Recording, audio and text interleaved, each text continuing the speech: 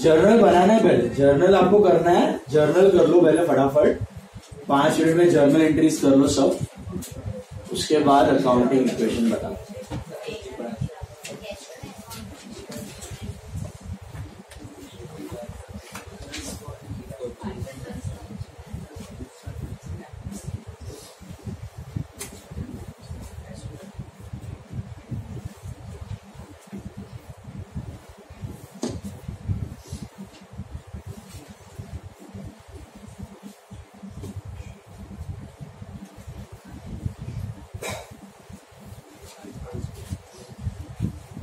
Rupees in thousands, debit rupees in thousands, credit rupees in thousands, जो amount लिखता ना इन 000, amount rupees in 000,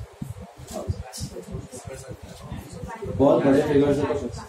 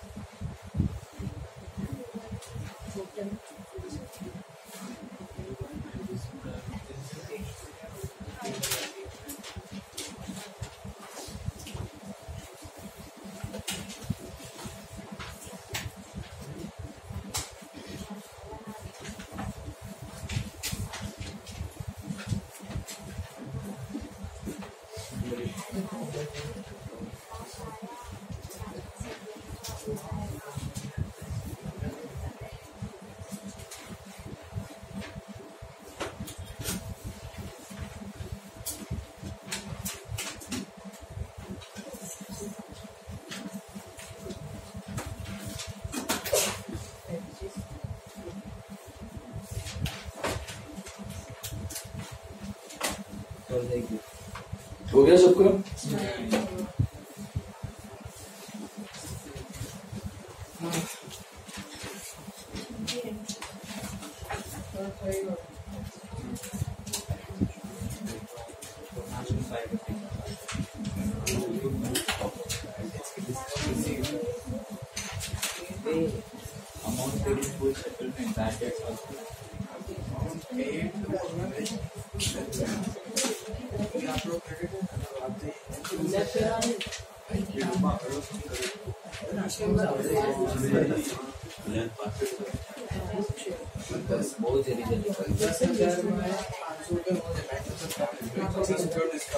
करो discuss.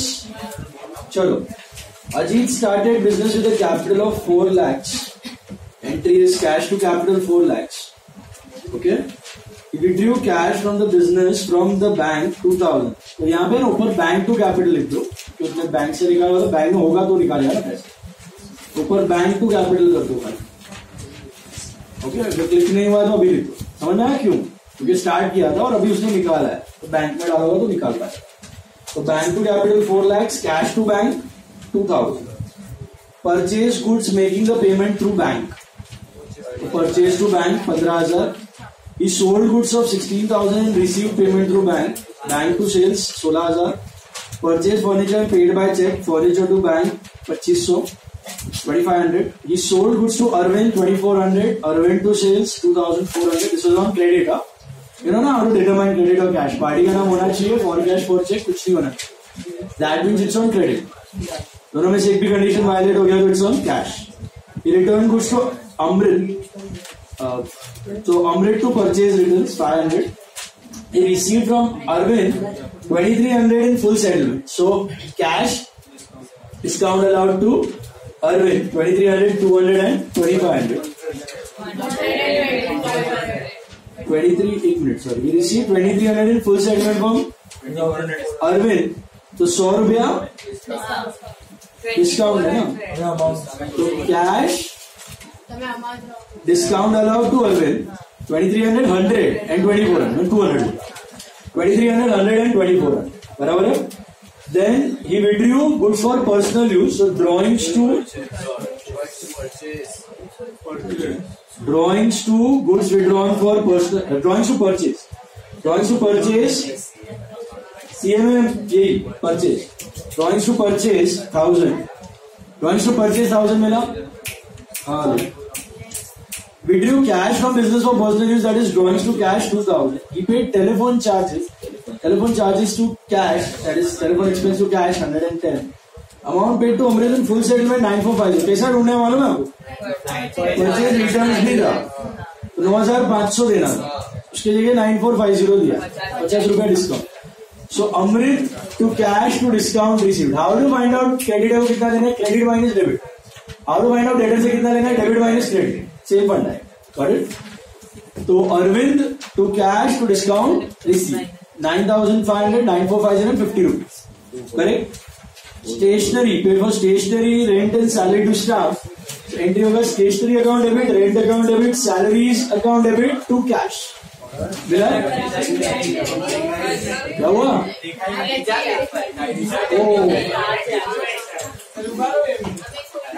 वो भी मारता है ना, पीछे का साइड भी था क्वेश्चन पेपर में ऐसा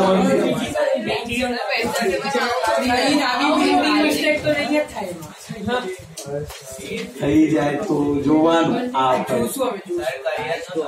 stationery, rent, salaries to cash. ठीक है.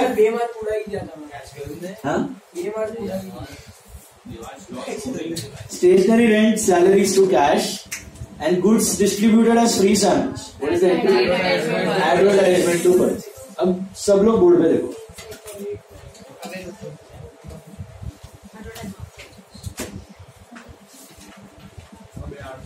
कौन किया था ये? पीछे वाला दोस्त. मैं इसको बोला लेकिन वो बोला नहीं है तो मैंने नहीं. सच्ची नंबर है, ट्रांजैक्शन है. सच्ची मैंने बोला उसको है. 1450 नहीं है. अरे वो 1450 है, वो जेरॉक्स नहीं है. 1450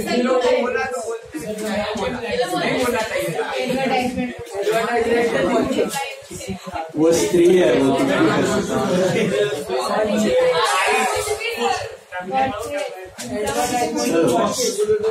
now come to sum number. Same.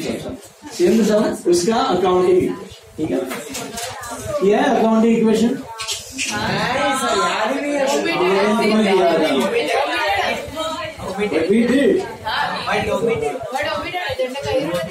दिमाग भूल गया, बट याद आ जाए। सी अकाउंटिंग इक्वेशन क्या होता है? Accounting equation is balance sheet का equation. This is very good for learning the basics. Conceptual clarity के लिए बहुत अच्छी चीज है, समझ लो इसको। Accounting equation is nothing but balance sheet equation. What is the equation of balance sheet? You have made balance sheet. Assets are equal to liabilities. Liabilities are of two types, internal and external. So basically all assets are equal to external liabilities plus capital. Capital represents internal liability. Is this clear? अभी accounting equation का concept क्या बोलता है कि usually आप balance sheet year and पे बनाते हो, एक ही बारी बनाते हो साल में, है ना? फाइनल अकाउंट्स के दिन तो आप बैलेंस शीट बनाते हो, लेकिन अगर मुझे बैलेंस शीट कभी भी बनानी हो तो मैं बना सकता हूं? यस और no?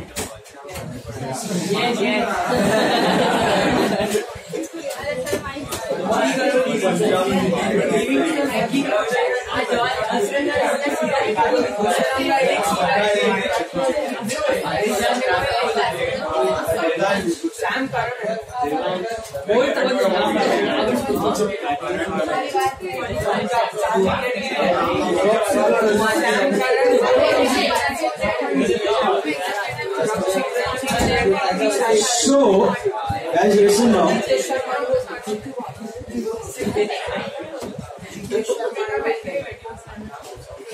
Accounting equation. See, what is the concept? Normally, when do we make the balance sheet? We make the balance sheet at the end of the year. एक ही बार बना दो आप साल में, फाइनल अकाउंट्स देके दिन पे, बराबर है? Normal businesses they do it at the end of the year. बाकी कंपनीज वाले को क्वार्टरली अभी रूल आ गया कि दोनों बनाते हैं, रेवेन्यू स्टेटमेंट और बैलेंस शीट, और 3 महीना बनाता है। और मुझे एक चीज बताओ, वैदिक टक्कर, थोड़ा ही राइट अकाउंटिंग इक्वेशन शांति रखो ना, थोड़ा समझ लो। तो जरूरी है क्या balance sheet end of the year पे ही बनना चाहिए? कंपल्सरीली कि आपको जब बनाना है तब बना सकते हो, जब बनाना है तब बना सकते हो। जरूरी नहीं है कि आपको बैलेंस शीट ईयर एंड पे ही बनाना जरूरी। You can make it whenever you want. In fact, you can make trial balance whenever you want. You can make final accounts whenever you want. At the end of every month, at the end of every week, at the end of every day, at the end of every transaction. हर एक transaction के बाद भी आप ये सारी चीजें बना सकते हैं हो। तो ये अकाउंटिंग इक्वेशन क्या दिखाता है आपको? Accounting equation shows you the impact of each and every transaction on your balance sheet value. Accounting equation आपको बताता है कि एक एक ट्रांजैक्शन के बाद बैलेंस शीट कितना अपडेट हुआ है। आपको अपडेटेड बैलेंस शीट मिलता है but at the end of the year,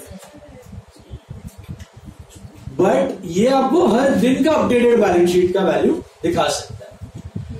आपकी बिजनेस में है ना, 2 चीजें होती है, एक रेवेन्यू स्टेटमेंट होता है फाइनल अकाउंट्स में, और एक बैलेंस शीट होता है। इसमें इंपॉर्टेंट वाला क्या है? Balance sheet. रेवेन्यू स्टेटमेंट हो गया 1 साल का रिजल्ट है, कभी ऊपर कभी नीचे कभी स्टेबल, कुछ भी हो सकता है, but the strength of the business is the strength of its balance sheet. तो अगर आपको पता है उसकी बैलेंस शीट क्या है और आप पढ़ रहे हो कि ये ट्रांजैक्शन हुआ है, तो आप उसको कनेक्ट कर पाओगे फटक से, यहाँ पर ये ट्रांजैक्शन से ये इम्पैक्ट हुआ है, ये ट्रांजैक्शन से ये इम्पैक्ट हुआ है बैलेंस शीट। तो बैलेंस शीट का अपडेटेड वैल्यू, बैलेंस शीट का updated value after every transaction is given by this accounting. तो अकाउंटिंग इक्वेशन इसलिए इंपॉर्टेंट है कि आपको कभी भी अपडेटेड वैल्यू चाहिए। वैसे तो आपको लास्ट में मिलेगी बैलेंस। इट्स लाइक मैंने वो बताया, फिटबिट का एग्जांपल दिया था। आपको वेट लॉस करना है, आपको 6 महीने में 8 किलो कम करना है फॉर एग्जांपल, तो आपने जॉगिंग किया, डाइट किया, ये किया, फलाना टिप का सब कुछ किया, और 6 महीने में 8 किलो कम हो गए। ठीक है, आज आप कांटे पे चढ़े थे 68 थे, 6 महीने बाद 60 हो गए, बट आपने वो फिटबिट पहन लिया, फिटबिट पहना और आपने वही चीजें की। आपको 6 महीने में 8 किलो घटाना है, लेकिन फिटबिट से क्या हो रहा है? आपको हर दिन अपडेट मिलेगा। आज मैं 300 ग्राम कम हुआ, आज मैं 500 ग्राम कम हुआ, 200 ग्राम बढ़ा, 500 ग्राम वापस कम हुआ। So every day you will get the updated value. होगा वही, 6 महीने के बाद 8 किलो क्यों कम हुए, कुछ चेंज नहीं हुआ, वही किया आपने सब कुछ। डाइट वगैरह वगैरह वगैरह, खाली आपको अपडेटेड वैल्यू मिल रहा है. So that is the use of accounting equation, कि आपको हर एक ट्रांजैक्शन के बाद updated value of balance sheet दिख जाता है. Now how to show the impact? See, very simple. Assets are equal to liabilities plus capital. ये शाश्वत इक्वेशन है double entry system. Because we are following double entry system, this equation can never imbalance. ये कभी imbalance हो ही नहीं सकता है, possible ही नहीं है. So it's basically like this. Whenever an asset increases in the business, there must be an increase in the liability, or there must be a decrease in a corresponding asset. It cannot happen that an asset increases and a liability decreases. It's never possible. Possible ही नहीं.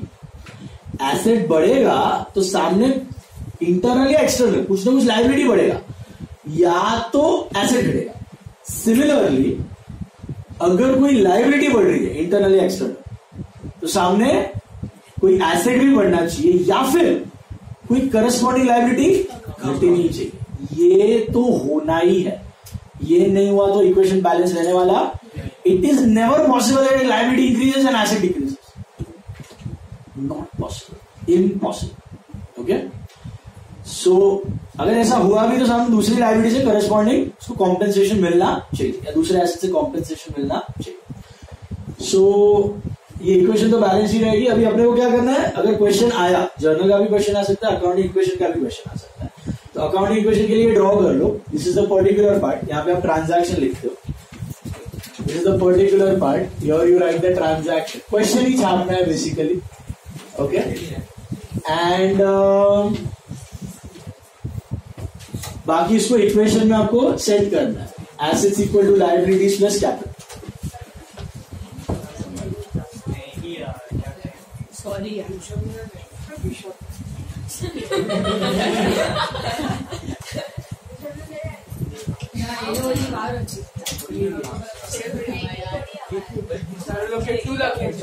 चलो now listen. त्रण assets equal to liability plus capital. Particular और 3 cost. Asset equal to liabilities plus capital. पहले part में आपको transaction वाला question छापने का, ठीक है. नाउ नहीं, अभी क्वेश्चन मत छापो, चलेगा. हाँ, नहीं है ना. Ajit started business with a capital of 4 lakhs. पहले तो छापना है question. I am skipping that question part. तो क्या है, एंट्री के बेस पर ही इक्वेशन बनाएंगे. Cash to capital, bank to capital. Bank is an asset. Asset बढ़ा और कैपिटल भी बढ़ा. तो इधर कैसे दिखाने का, plus 4 lakhs in asset and plus 4 lakhs in capital. Now, total of you get what? 4 lakh of assets is equal to nil plus 4 lakhs. Is this clear? Hello. हर एक ट्रांजैक्शन के बाद आपको अपडेट करना है. इधर क्या हुआ, एसेट बढ़ा, कैसे बढ़ा, बैंक बढ़ा, और कैपिटल बढ़ा तो बैंक कैपिटल में plus 4 lakhs. There is no change in liability due to this. Liability का मतलब कौन सा लायबिलिटी है, ये एक्सटर्नल. उसमें कोई चेंज नहीं हुआ, तो बैंक बढ़ा और कैपिटल बढ़ा. हाँ जी, क्वेश्चन अभी स्किप करो, चलेगा. एक्चुअल सब में लिखना है, छापना ही है सिर्फ. Introduce cash. चलो सीए में तो थोड़ा स्विफ्ट हो, कोर पे ध्यान है, मेन चीज. चलो अभी ही withdrew cash from bank for business use. Cash to bank, एक एसेट बढ़ा एक एसेट घटा, तो -2 एंड +2 इन एसेट्स ओनली. समझ आया? No change in liability, no change in capital. So what is your updated equation? Same. 4 lakh -2 + 2, 4 lakh here is equal to nil plus 4 lakh. तो ये क्या कर रहा है इक्वेशन? ये आपको बता रहा है कि आपके बैलेंस शीट की वैल्यू क्या है आफ्टर एवरी ट्रांजैक्शन. और ये जानना बहुत जरूरी है, क्योंकि अगर आपको पता है बिजनेस में क्या चल रहा है, तो आप ट्रांजैक्शन को सीधा रिलेट कर पाओगे बैलेंस शीट के साथ, वेट नहीं करना पड़ेगा आपको 3, 4, 6 महीने, 8 महीने, 12 महीने। समझ गया?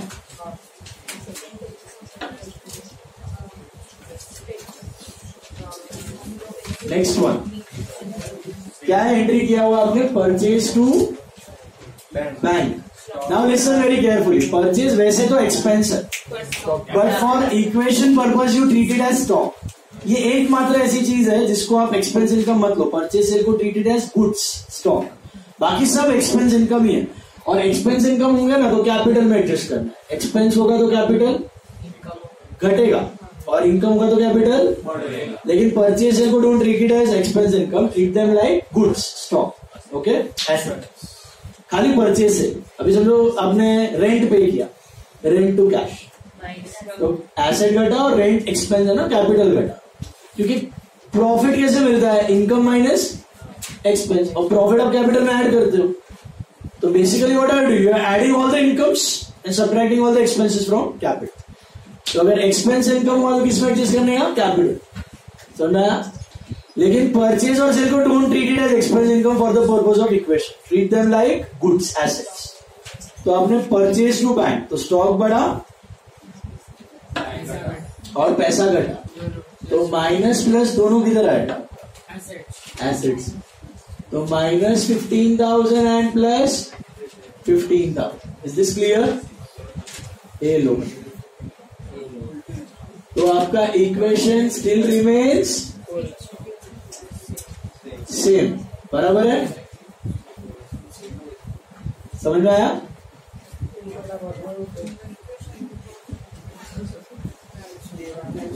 What next?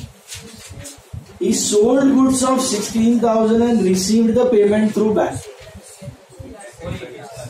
So अभी देखो गम्मत क्या है, सुनो मेरा बात। आप नॉर्मली जब सेल्स करते हो तब प्रॉफिट पे करते हो, है ना? अभी ये जो 16,000 के गुड्स है, ये 16 के गुड्स तो आपने 16 में नहीं बेचे होंगे, 15 के 16 में बेचे होंगे, या 12 के गुड्स 16 में बेचे होंगे। But do we know what is the profit element? No. So we assume that there is no profit, no loss. We are selling the goods at cost price. लेकिन अगर ऐसा होता नहीं है, अगर आपको बोला होगा सपोज 16 का गुड्स 20 में बेचा तो 4 प्रॉफिट है, तो क्या करने का? 20 ऐड करने का, 16 माइनस करने का, और